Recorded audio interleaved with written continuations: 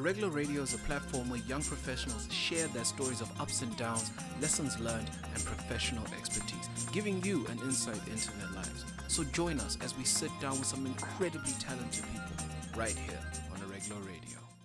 What's going on, good people? Welcome to episode 4 of Arreglo Radio. Johnny, how's it? Alright, and in today's episode, we are joined by the incredible senior crew leadership, from Gameseta. Gameseta, to the best of my understanding, please correct me if I get this wrong. Gameseta is a platform that offers schools and anyone else that is willing to actually pay for it. They offer the ability for schools to organize esports, right? Yeah. Long and short of it. I think so. All right, cool. So, introduce yourselves.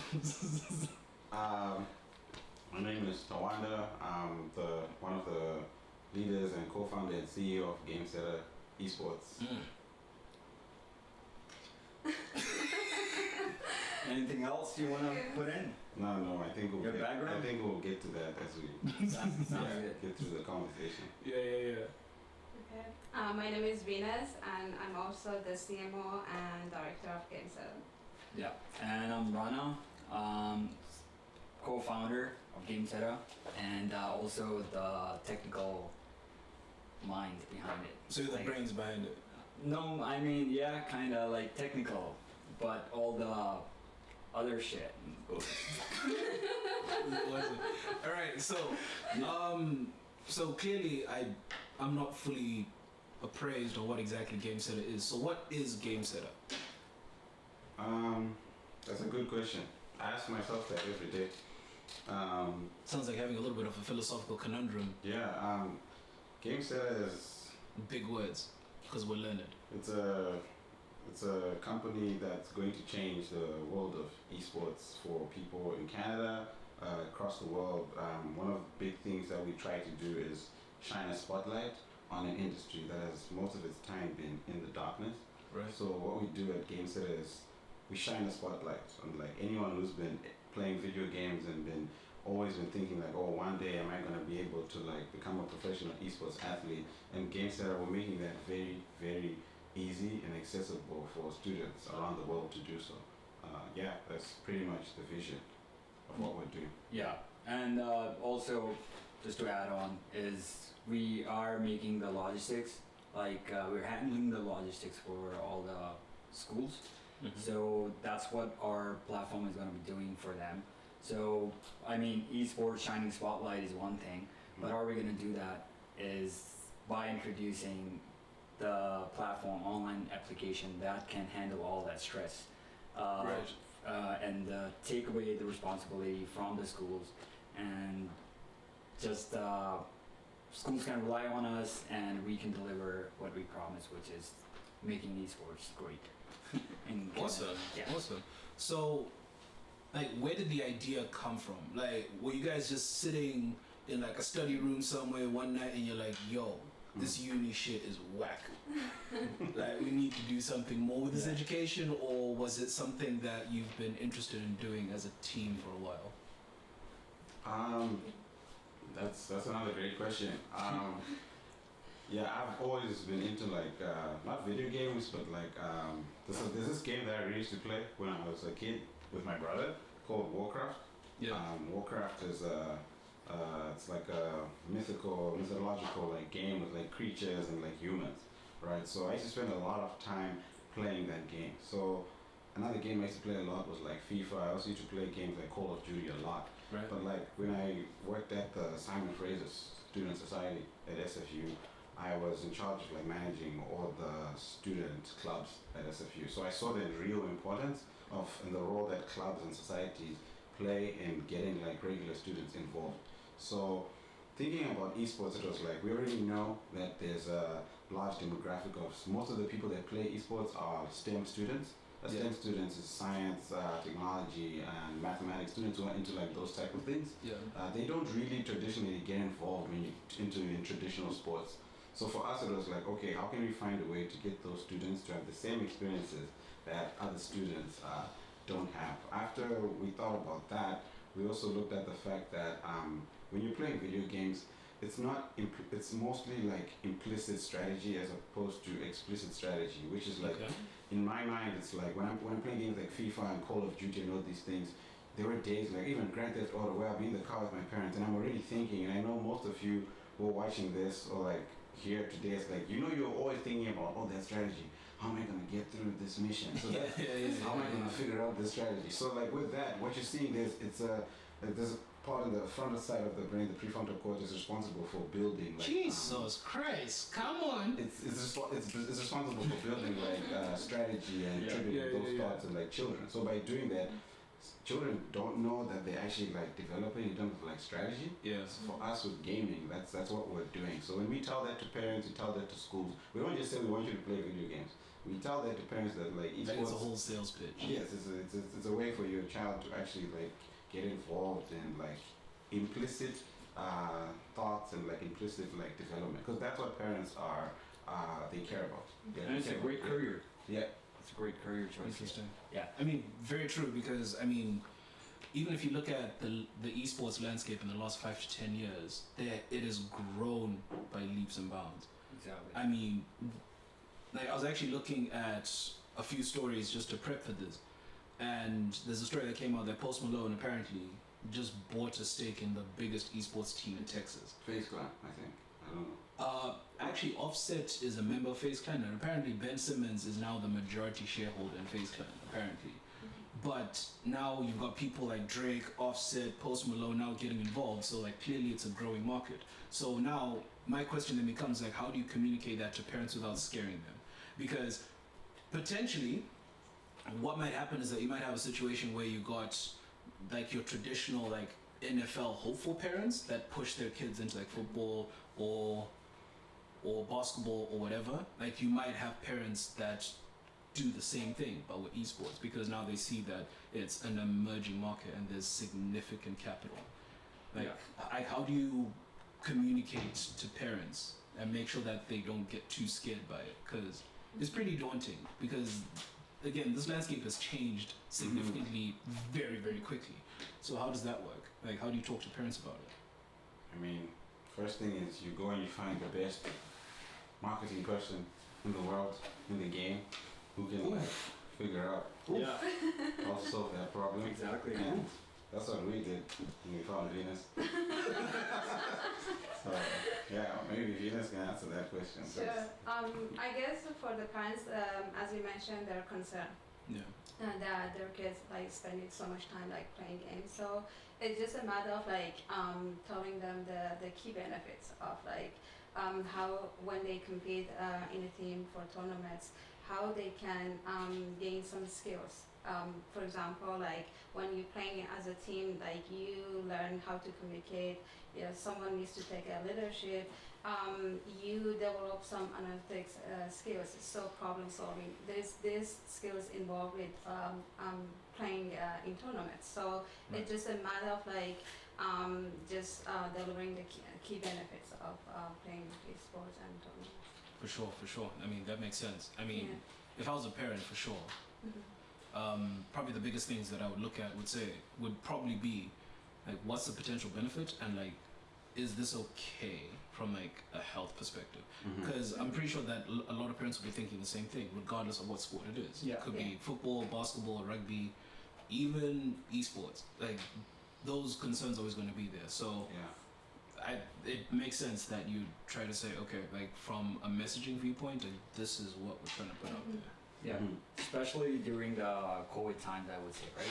Exactly. Like, I mean, because that's changed the game exactly. as well. So where are all the physical sports, right? I mean, now parents are.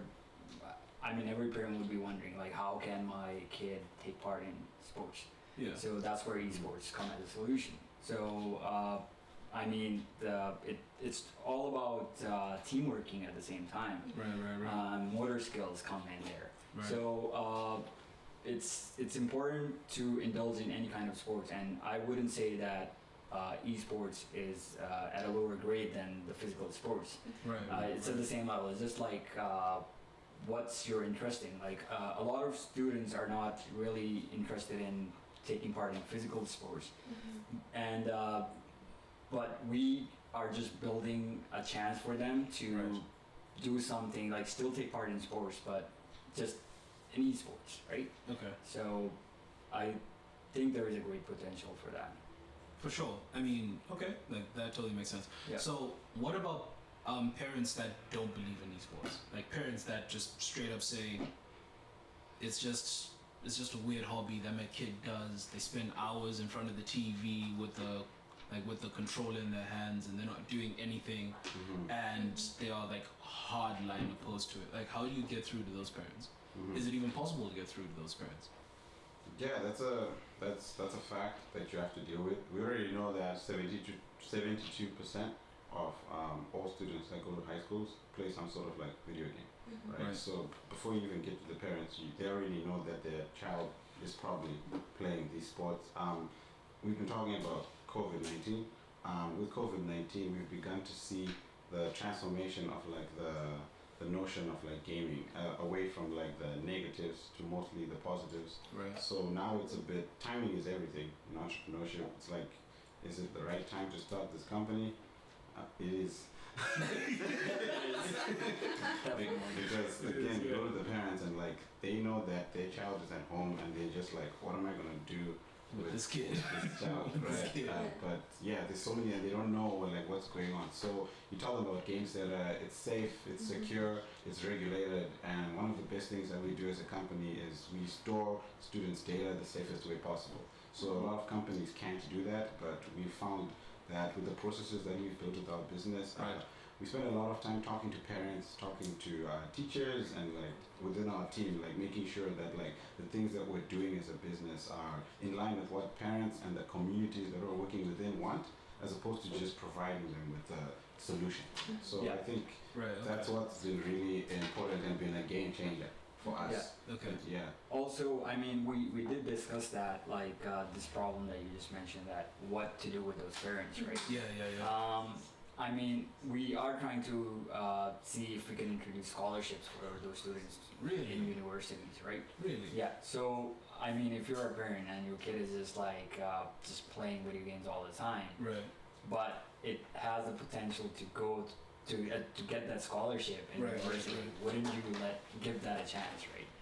So Makes sense. yeah, that's one solution that we came up with. So yeah, Fair enough. And another thing to add to that is like esports is actually one of the only ways in which like students or anyone from any gender spectrum can actually like compete and learn to Yeah. coordinate and communicate in the Right. same environment. So when we tell that to schools and we tell that to parents, I think there's a big value add there for sure. That's a big thing that we're working on as a company for sure. So it's like an absolute like meritocracy almost, where it's like if you do well in esports, it's completely due to skill, right? Like that's pretty much like the messaging. I would say like there's the skill part, but another big thing is we try to do as a company is like we're really thinking a lot about community and ways in which we get students to compete, Yeah. but a big thing we do is to find a way to get students to connect and create lasting relationships. Right. That's what's Yeah. important. Okay. It's not about the platform that we build, it's not about the tournaments that we host, it's mostly about can a student who was never involved in sports compete in competitions or somehow leave the 4 years or 3 years in high school with a new friend, with a new connection. And if we're doing that, then like that for me is fulfilling. And it's like we're creating, impacting and lasting change. Yeah, that's important. Oof. Feels. Heartstrings. Okay, so you guys mentioned timing. How do you guys meet? Because there's no way. like, Under a tree. what's up? Excuse me? yeah, We guys like dancing in a forest somewhere, like singing fairy songs, and go, oh, you look cool. Let's start like a tech startup. Like, maybe. Yeah. Start plan. bloody Drake references. No, it's through a mutual friend. Yeah. Okay. Yeah. Ryan and I met through mutual friends. We were always like just talking about entrepreneurship. Yeah. Just always like having fun, talking about businesses, and Venus knows how we met Venus. Do you want to share that? Yeah, sure. I was introduced to Tuanda and Rana through one of my friends Okay. at SFU. So they were like looking for a marketing person, and that's how I joined. Interesting. So you're all SFU alumni. Yes. Yes. Fully graduated, by the way. Fully graduated. No one, With no, half no, graduated. no one's a dropout yet. Yeah. But okay.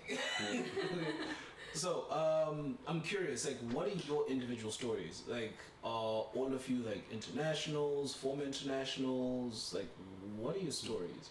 I'm an Curious. international student. Right. Yeah.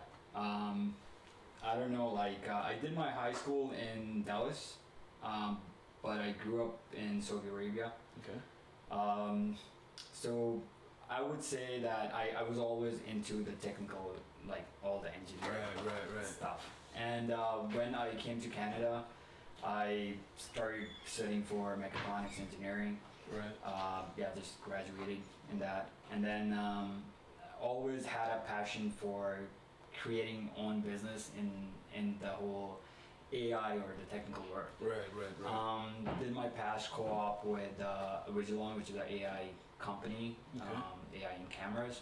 So when I met Suaf, I mean, I would never even talk to him. Like, I mean, it's just a regular guy, right? But then Is it boring? Yeah, boring. Super boring, right? Then I just started talking to him, and he's like, I'm like, okay, our minds are alike. Like, we're thinking about the same things. Like, But it's still boring.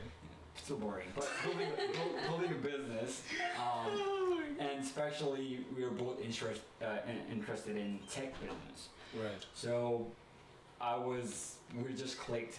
We started talking about different business. I think we started like 2 other startups that we Yeah. just didn't came to terms, but Yeah. this is one thing that we got really interested in.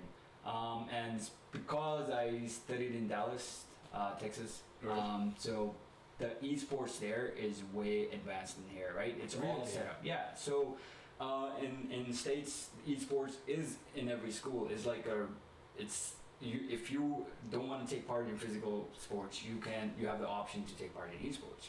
So it's like a fully established, like full-fledged thing. Exactly. And you guys are pretty much like, are you trying to copy what's been done in the States and We're not trying to bring it copy here, or are you because trying to... there's a reason why esports didn't come to Canada yet, because no one was able to meet the demands or concerns about the schools here. okay. Yeah. So when I looked at here, when we looked here, like, what is going on? Like, why esports is not developing as fast as in our neighbor? Yeah. So we just started doing our research, and we were like, okay, these are the concerns that schools are facing, and no one is there to actually solve them. So why not we just jump in and we make sure that the kids are actually who have the potential to become something, have someone to look after them, like give them a chance. Interesting. Yeah. Okay, so we'll come back to that because I really want to like get back onto that. Yeah. But what's your story? Okay, I'm Canadian citizen, but I moved to Vancouver like around 10 years ago. Okay. I was interested in business, and so I went to the college, Douglas College, started studying business, and then I exchanged to SFU, and I studied marketing and entrepreneurship. But I always was interested in entrepreneurship, and like that was my goal, to have my own business one day. And when I met Tuanda and Rana, I didn't know much about esports, to be honest, because I don't play video games. And I remember the first day when I met Tuanda, he explained to me the market and industry, and I was kind of became more interested in this market. And I saw like there's a growth and potential here in Vancouver. So, yeah. Interesting. I mean, awesome. See, okay, so that's kind of stuff that I find to be really interesting, where people that previously knew nothing about it, to be honest with you, Yeah. when I first heard about esports, I think it might have been 3-4 years ago, I just thought, it's probably just some weird shit that nerds are into. And I'm just being honest. I'm like, it's probably some weird shit that's like super niche, like it's not going to grow into anything. It's just something that exists on the internet and is going to stay on the internet. Fast forward to, I think, last year, there was a tournament held here. Yes. At Rogers Arena. and it's sold out. It's packed. When I heard that, I'm like, okay, no. So clearly, my initial assessment was horribly wrong. Yeah. Like horribly wrong. So like, color me stupid because I looked at it and like, okay, so I clearly misjudged this whole thing. Mm-hmm. What's your story, my guy? Funny thing. Yeah, it's interesting. I was born and raised in Zimbabwe, same as you. Johnny. Unfortunately. What's that supposed to mean? So, born and raised in Zimbabwe, I went to the best high school in Zimbabwe. Peter's King. So that's the best high school in Zimbabwe. For all those that are watching. You guys are dweebs. Time out. Okay. No. I can't let this slide. The best high school. Yes. I mean, I don't mean to get into high school tribalism right now, but you're wrong. Okay. No, like you're wrong. By any measurable metric, you're wrong. I mean, you're representing a company here that we are trying to make sure all high schools have the same values and everything. And here you are, promoting tribalism. But anyway, whilst I was at Peter House, that's when I really realized I had a passion for technology. Mm-hmm. Unfortunately, at that time, the technology programs in high schools in Zimbabwe were not satisfying my needs. So I remember there was a day when I had just finished my, we do like British education in Zimbabwe. So I just finished my O-level exams, passed that, and my dad was asking me, he was like, also like, what do you want to do? What's the next, what high school do you want to go to? What's your next step? I remember telling him that first thing for me is I want to find the best school that can teach me a lot about computers. That can just allow me to think more and think about computers. And there wasn't a lot of schools that were offering deep dives into computers. I remember there were 2 to 3 students enrolled, and then ended up dropping the actual the whole program. computer program. So I ended up just doing regular business, accounting and stuff. But I always knew that I had a passion for IT and information technology. So came to SFU and I studied economics at Simon Fraser University. But few months into after I was working for the Simon Fraser University Student Society, I met up with an entrepreneur, pretty cool guy, and then he asked me I actually had secured an accounting internship, and then he pitched me what he was doing, and then he told me I should come work for him, and I wouldn't be working for his company, I'll just be working with him on a bunch of different companies that he's invested in. And I like that idea. I was just oh, this is pretty cool. So I ended up going to work with him over the summer and dropped the accounting internship. And honestly, it changed my life. It allowed me to I used to sit in rooms with 4 to 5 or 6 different CEOs. And I remember sitting in this room and I would see the stuff they're doing every day, and I was just I can do that. Off legit, I was just it's not, it's literally Humble brag much? No, I could see a lot of people look at CEOs and companies and they're just wow, they probably know how to figure they're human, right? Just I was just I can do that. So after getting that exposure, I realized that I didn't want to jump straight into the workforce. Yeah. It's not a thing that I wanted to do. I wanted to create lasting and impactful change, but there are risks that are associated with that, which is entrepreneurship. So. And again, it's my story is I try to live a life where I don't, no regrets, just T'Challa, rest in peace, it's so, that's my story. Interesting story. So, when it came to setting up Gameseta, if you had to list off 5 lessons that you had to learn, be they good, bad, through struggle, through things going incredibly well, hey, we secured another contract. Yeah.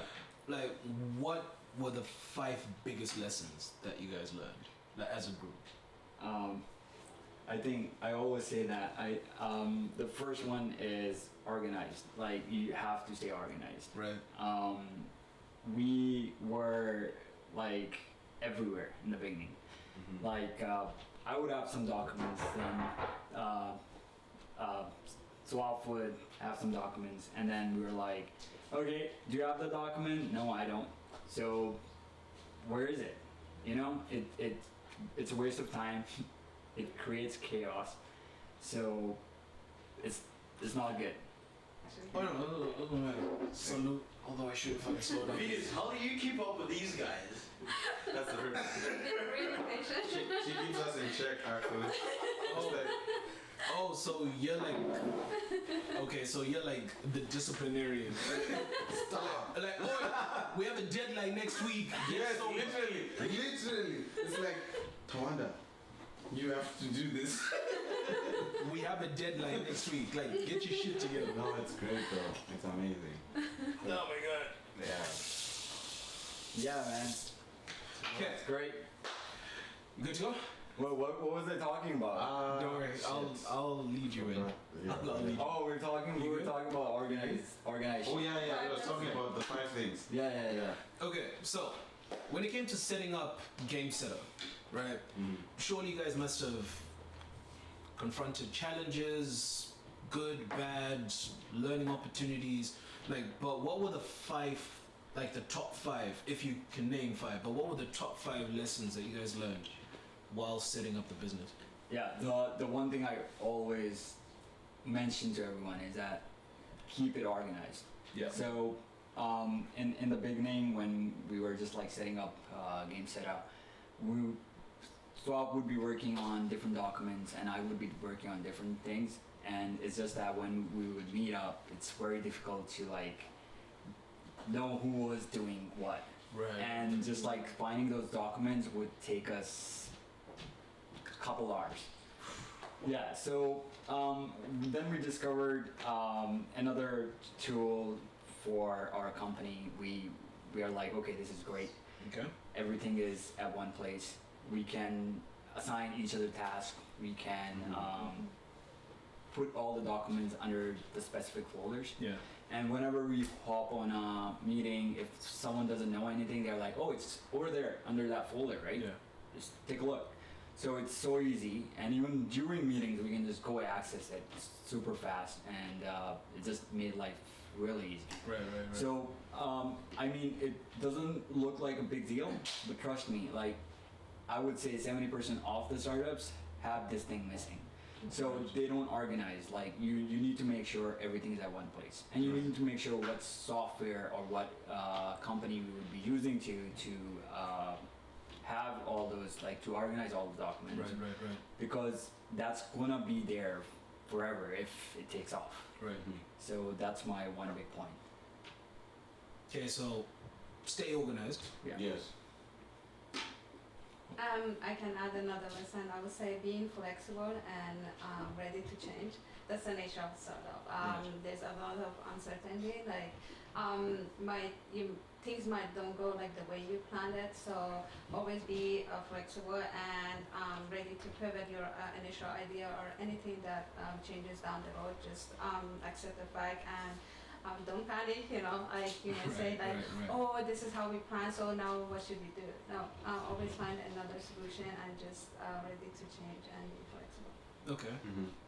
But like, okay, so like just to piggyback off of that, with the whole being flexible thing, like, is it a challenge to stay flexible without being afraid of like losing progress you might have made, if that makes sense? Where it's like something changes in the market or in like your business structure, and then you have to like make the decision to pivot.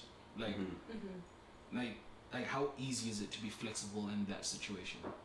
Well, I would say it depends to that circumstances, but sometimes it might not be too easy.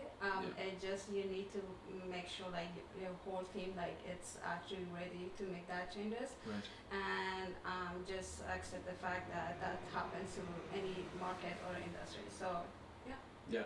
To answer that, it's all about readiness. Like in tech world, you cannot really be dependent on one strategy. yeah. Okay. Yeah, like if the technology changes every day, like while we're talking here, maybe there's something else discovered. Yeah. Right. Like, something else might have just popped Yeah, up. you just gotta be. You have your radar on all the time, and you are just ready. Okay, if tomorrow there's something else, is our team, is our company ready To adjust. make those changes, right?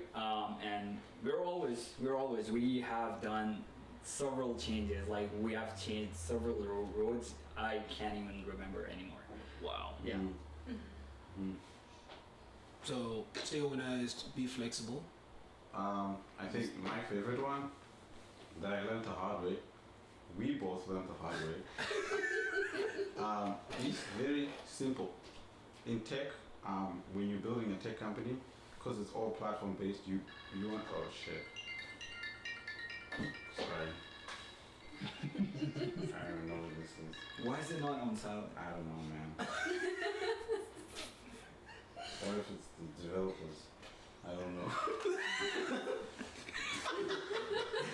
Yeah, Oh my god. yes, I'm so sorry. It's all good, it's all good, it's all good, it's all good. Yeah, I guess we can just take it from. It's alright, just keep going, it's alright. Can you ask the question again? Remain organized, Yes, stay flexible. yes. What's yours? Okay, so I think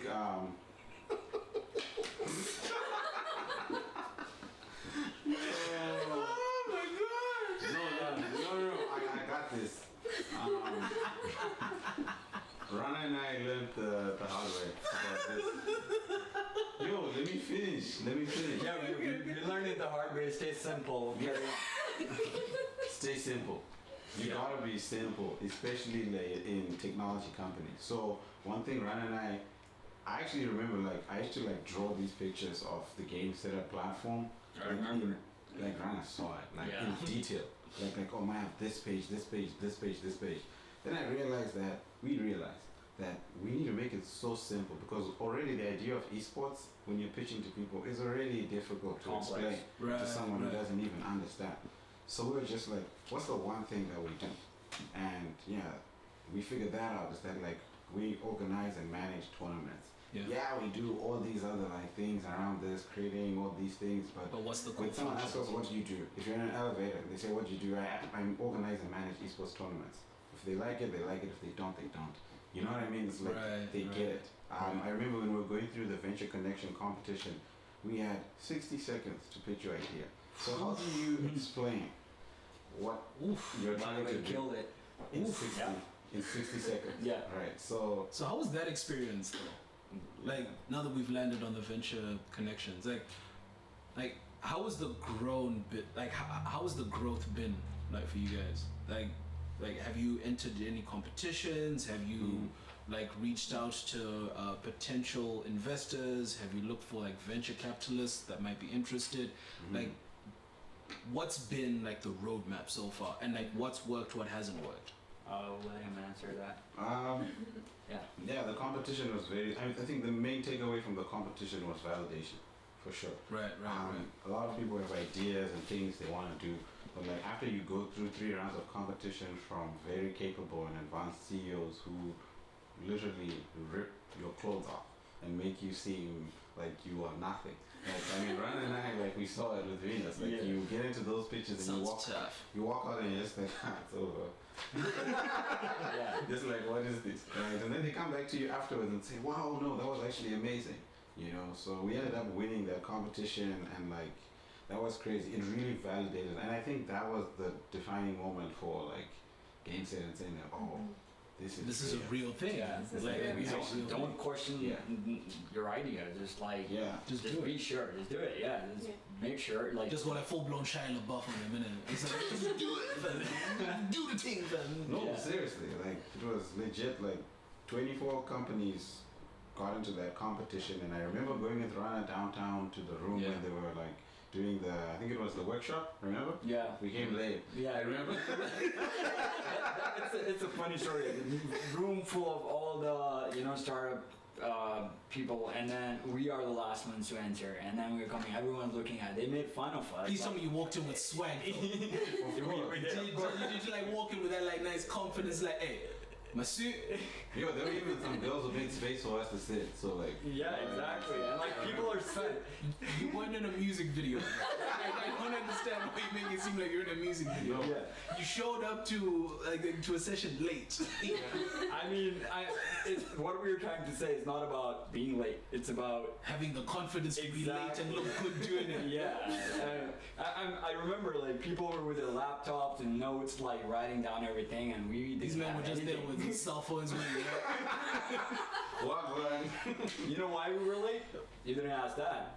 Well, God, We're please working on our startup. No. See, that's what we like. Until 5 a.m. Commitment to the working. cause. Yeah. Commitment to the cause. Honestly, we went to that thing because we understood that we just wanted to hear what they were looking for, because that's what we're good at. We're very Yeah. good at like breaking down things, sitting in a room, and even any Zoom meetings that we have as a team. Yeah. Within like we had an experience like even like yesterday. It's like within 2 to 3 minutes a meeting with someone, we can tell whether this is add value or it's not add value. Exactly. Should we send each other like messages on Slack? Should we even spend more than 5 minutes talking to this person, or should we just move to the next thing? Yeah. Right. Mhm. So That's then- pretty cutthroat. and Yeah. that's all you have to work. Time is everything, right? Like in the startup world. So yeah.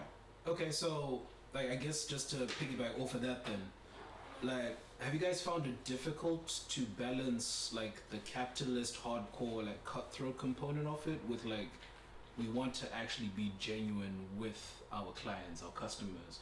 Like how difficult has it been to find that balance to like make sure that your business is financially viable without seeming like you're this cold like startup that's all about the profit?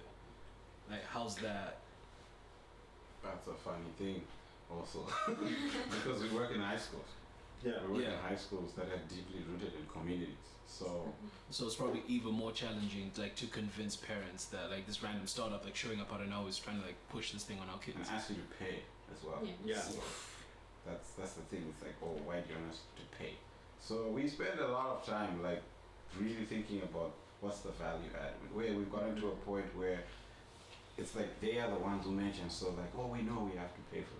So you know what I mean? It's like, so it's like because that's how much value we're creating. when they offer you the money. You know what I mean? It's like because we didn't start off by saying this is how much it is. We started by going to figure out the problem, Yeah. which is how can we allow students to connect and create community and relationships through esports.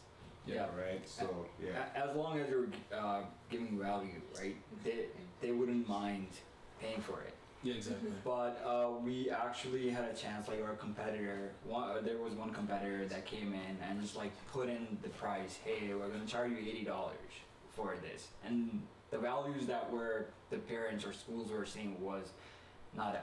So it's like, okay, they were like, why are we paying you for that when anyone can do that? Yeah, right? yeah, yeah. So that's when they really saw the difference between our company and the other companies.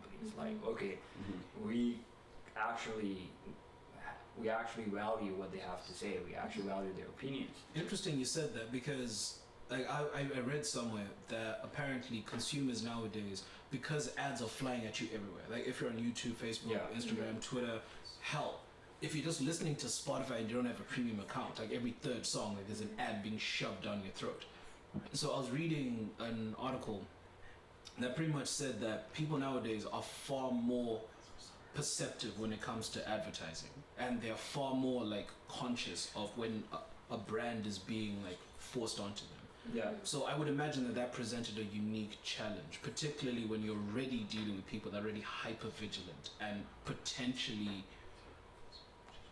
I guess, like worried about what you're bringing to that market, because again, like you're dealing with high school kids, right? And parents Yeah. are concerned. Yeah. So, like, how hard has it been? Because I can't imagine that it's been easy. Like, it's like your job has probably been a proper nightmare. Like it must not have been easy. Like to not only like show parents that this is the value, but also like convince them to sign up. Like, how much of a challenge is that? Because I'm pretty sure that a lot of startups have that same issue where they have to try and convince potential customers like this is why you should trust us, like with your dollar. It's interesting because I had actually a conversation with parents that they had a high school son. So when I started talking about esports, like they weren't like that much interested. They said, yeah, our son like play video games. But then when I started talking about like the values and also like a chance of like a scholarship and engaged with university, I saw like how the dad was like more interested to know about that, Right, and he actually asked me to actually help his son to join this esport that Wow. the trial tournament that we were doing. So that how it changed his mind. Like it's not only about like just playing games and wasting time. So there's more actually. There's a future to it. So that's it's just a matter of like see what parents actually care about and what they're concerned about and try to deliver that value and making sure that there's a future to it. It's not only like just playing games. For sure, Yeah. for sure. The thing is, esports is in darkness, right? Right, And, yeah. And Mm-hmm. That's the hard bringing, thing. yeah, bringing it out in the light, showing it what it is it's not an easy task. And in order to, I think in the very beginning, that was our first major concern. How do we actually deliver the message? Yeah. So, I mean, we discussed, we started like writing blogs, sharing blogs on the benefits of esports. Right. And the thing is, like, a lot of people have like a perspective of things just because they read something somewhere or they see the community around it, like, okay, it's not bad. Like, if I don't know anything about esports and I'm meeting another parent and he's like, yeah, my son is always playing video games and it's just a waste of time, I'm just gonna believe that and ask my son not to play that. Right? Yeah. So it's our job to, that's where we come in. We're like, okay, you know what? Don't do that. Like, these are the benefits. So it's a difficult task, but we will do it. Like, we are seeing a change Okay. in the school district we're working with, and that's our goal is. Like, it's just coming up with the education for them, and once they have the exposure to it, Yeah. then they're all gonna agree on it. Interesting. Yeah. Very, very, very interesting. Okay, so this is my favorite part of our podcast. Yeah. I call it the curveball question. Because the thing is, I'm leaving. Thank you. because it We have meeting. Yeah. okay, so this one is interesting for several reasons, but more so because I just came up with it now. Don't judge me. I live my life on the edge. Okay, so the question is, you can either die at 40, but live like an adventure-packed, travel the world kind of a life, or you can die at 80 and nothing is guaranteed. Which would you pick? Die at 40, Yeah. but it's Okay. guaranteed adventure, fun, you don't have to worry about money, or die at 80 and nothing is guaranteed. I'll take the first one. You'll die at 40. I'll die at 40. Oof, why is that? I mean, life is all about living. Ooh. And I mean, why die at 80 when I don't really get to enjoy it, right? That's what life is about. See, but there's no guarantee. There's no guarantee. You might enjoy it, And you might not. like for all 80 years. That's the risk. That's the risk. I mean, okay, now I hear that. I would say, we've always been taking risk, and I would take the risk if there is no guarantee. I mean, yeah, we'll take the later. Yeah, because you never know. Like, things could go like incredibly well. You could end up being the CEO of a Fortune 500 company, or you could die in absolute squalor. Okay, so the first one is like you're handed the silver spoon. You're not just handed the silver spoon. Yeah, You're given the silver spoon, given a silver bowl, and you're like, live. right? Yeah, Right? With fondue yeah. and truffle, right? That's Okay. what you give it. Okay, so the thing is, how I think about it is that you were given that, but then you didn't work for it. Yeah, it's just like given to you.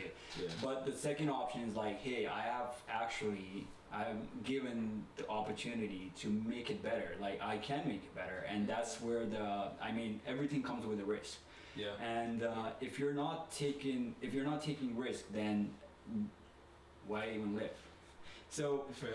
I would say that I would take the second option because I have the chance to change. I have a chance to make a change, and that's what I really care about. Like, there's nothing in the world that you can achieve if you're not working hard for it. Everything comes with a hard work, and that in the first scenario, that ball and fondue and everything was given to you by someone who worked hard.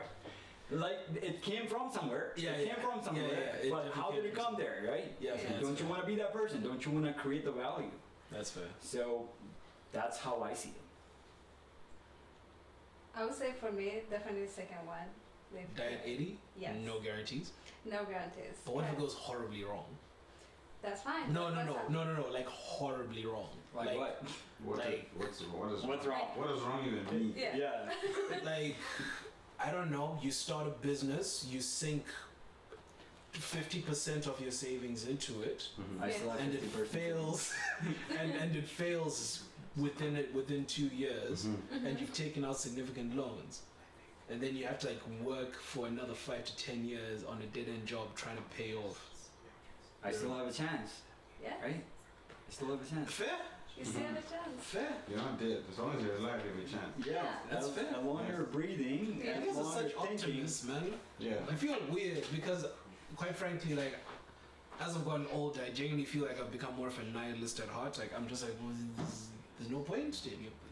There's no point in me being a good human being. You see, like when you're struggling, when you're like trying to achieve something, Yeah. there comes a lot of times, like even in our lives, we see there are some points when you're like, you know what, it's not gonna work.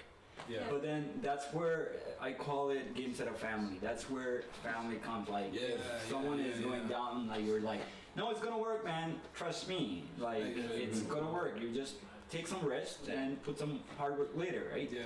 So just don't give up on hope. Like if you make up your mind you can do something, Yeah. just do it. But That's fair. And yeah. just to like add to like, it might like change what we're talking about a bit, but like I think there's a lot of like in the startup world, there's a lot of this notion about like hustle. Yeah. You see someone else, if you're chilling, you should. You're not working. You're not working. Yeah. I don't like agree with that. Like I check in on the team, they check in on me to be like, how are you? Do you wanna go for a hike? Do you wanna hang out? It's okay to chill and not do anything. Yeah. Because we just know we're good at what we do, and when we show up, we show up. You show up and show out. Yeah. Like, so like I think it's important like to let people who want to do entrepreneurship or who are actively in entrepreneurship right now that it's okay to like, you know, so like To take some time. to take some time. I Yeah. believe slow and steady wins the race. Yeah. You know, it's like slowly but surely. You'll get there. Yeah, you'll get there for sure. Right. So, die at 40 or die at 80? I'm definitely taking the 80 because I love uncertainty. I don't like knowing what's coming. Like I just don't like it. Interesting. Because when you know that something is happening, like It's boring. it's boring. It's just like, it's boring, man. Like it's boring, and it's also like it's certain. You know that. Yeah. I'm an economist. There's two things. It's like your risk preferences, right? It's like, you know, like in economists, there's certain like graphs you can either put you on Educated, one isn't it? graph or the other graph. Hit him with the lingo. No, say, are you risk loving or are you risk averse? So people who are like risk averse, like I'm not. I love risk. That's like right. I love risk.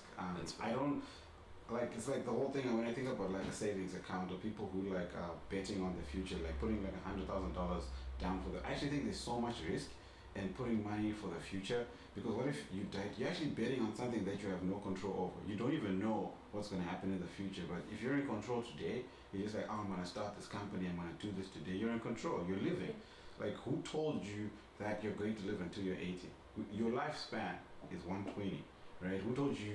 Look at like this T'Challa who just passed away. He passed away at 43 years old, but he lived his life. Yeah, Chadwick Boseman, yeah. Right. So Like, yeah. he filmed more than 4 to 5 movies Yeah. after he had been diagnosed with like stage 3 cancer. Yeah.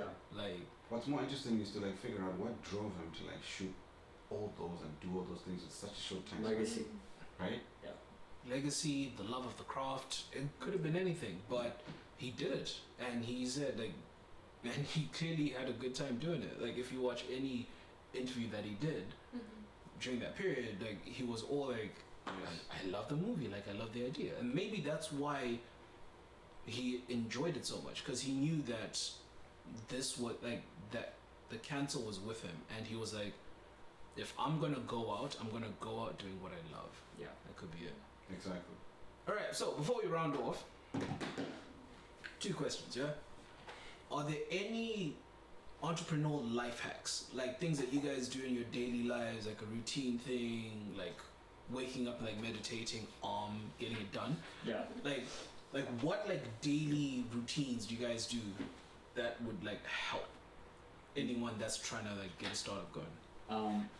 For me, one big thing is that whenever I go out, I'm very like vigilant about my surroundings, and I'm like, okay, if someone is doing something, and if someone has a problem, there's always a solution to it.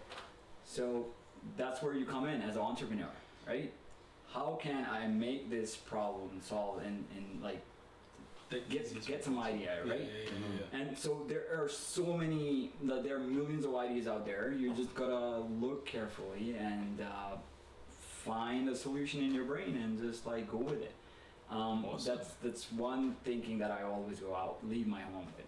So always be ready at any time. You never know, like maybe in the next meeting you come up with another idea. Maybe I'm sitting there and I'm like, okay, that doesn't seem right. Maybe Maybe we should. right? Yeah.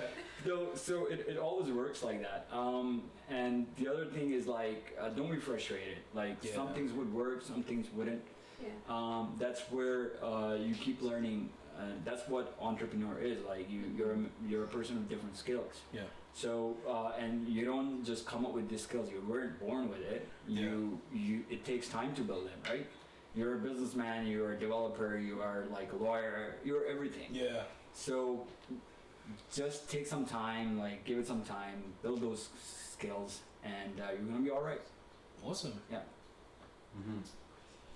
For me, I would say always be ready to learn, keen to learn, like from others, like from my best part of conversation with others, like when it comes to business, like always like ask them if they're doing their own business, we like how do you run, like we always talk, and there's some things I will learn from them, there's something I will share and they learn from me, so it's always like having that conversation and just share your ideas and how you're doing, and there's always chance to learn from others too. Okay. Yeah, I think for me, I have two. The first one, just quick, is like there's no rules to the game. I think when you go to school, Okay. you get put in a box and then they tell you, like, for example, like the best example is like figuring out how to like figure out like law documents and stuff, and like yeah, it's like you always get told like, oh, this has to be like this, or this has to be figured out like this, or you have to like create a marketing plan, or you have to create a business plan. There's no rules. You are the boss. You are the CTO, the CFO, or everyone around you is like advising you, and their job is to help you succeed. So there's no rules in everything that you're doing. I feel like we create a lot of like excuses to be like, oh, I have to do this, to just do this. Just like Nike, just do it. Just go. Just go to the door of whoever you need to have a meeting with and tell them, oh, this is what I'm trying to do, this is what I'm trying to get done. And then you do it. As opposed to like creating all these things like, oh, I need to do this, or I need to get this equipment solved, I need to get this license from the government. Yeah. When you start a business, your company is worth like $5. So like, like seriously, like that's the truth, man. It's like, so like just go and just do it. The other main one I think that's really key and is a hack is like leveraging every single person and every opportunity that you have and people that are around you. So one thing I always do is every time I'm out, I always like meeting with different people. The one reason why Gameseta, I believe, has been able to like grow really, really fast and like achieve a lot of things is because when we want to like get something done and we don't know how to do it, we just pick up the phone. And we don't try to like spend 2 to 3 hours doing it, and then we just like, oh, who do you think is the expert in this field who can help us, right? So that's why part of my job is to always build connections. If you know me and you hang around me, you know that I'm always like, as soon as I meet someone who's interesting, I'm just like, yo, what's up? What do you do? Can you say that any creepier? Just any creepier. And I connect. I'm just like, what do you do? Then I think like if maybe it's not even anything to do with game setup, but you've met someone new. There's 7 billion people out here. Like we're this small, so like. I think someone out there definitely knows something that you can find useful. Definitely. It's been surprising actually. Like we would contact someone for something else, and all of a sudden they are expert in esports or something, for example, right? Like it's just you never know. Like just keep meeting people, and eventually like you will meet the right people.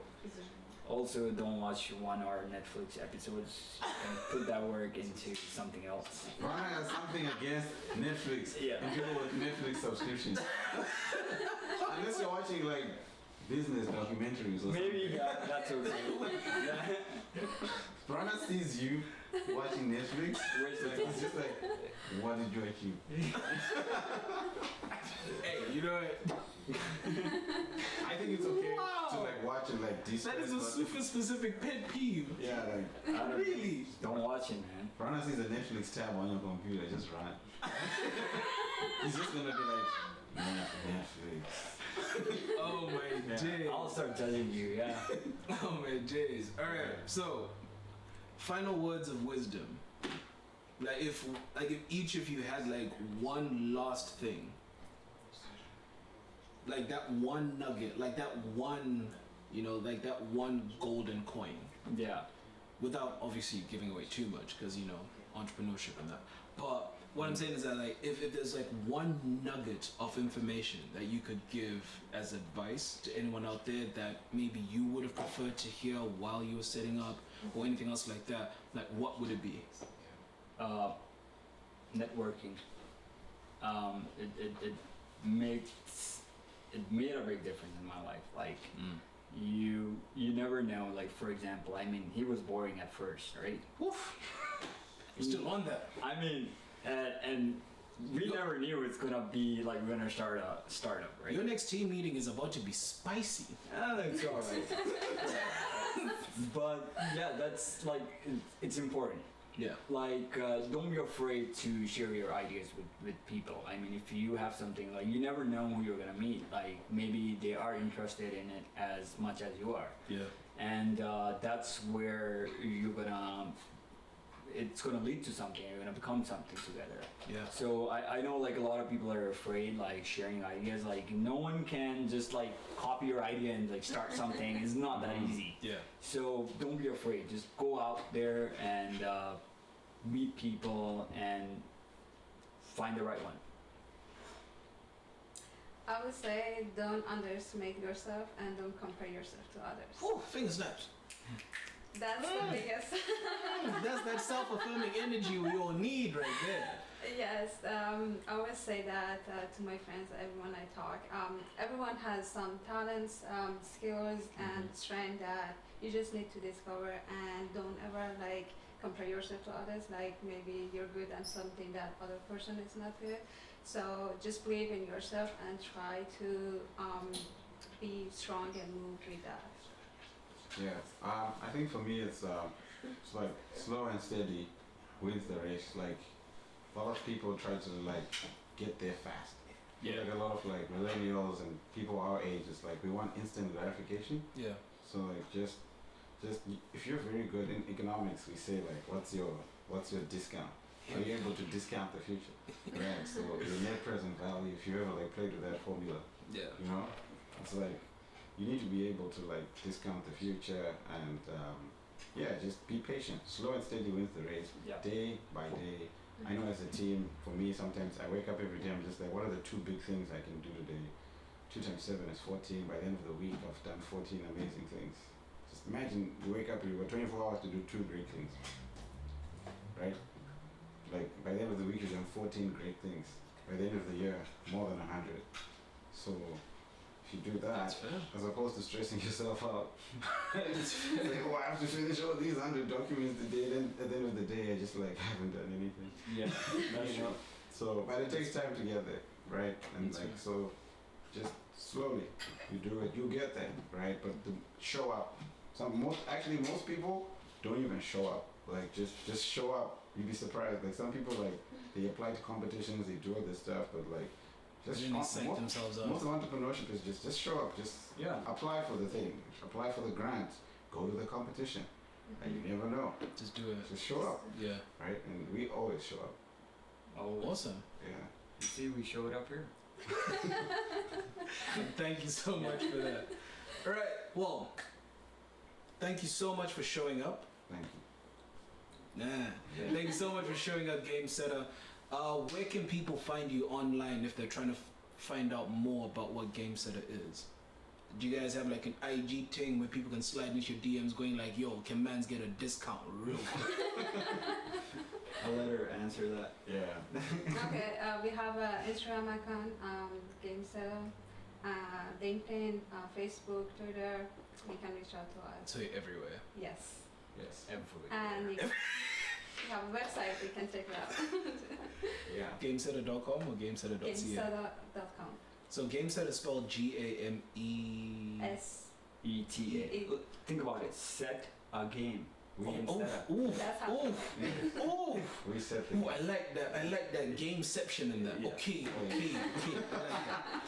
Yes. All right. So thank you so much for tuning in. This has been episode 4 of Arreglo Radio. Thank you so much for watching, and as always, take it easy and be kind to one another.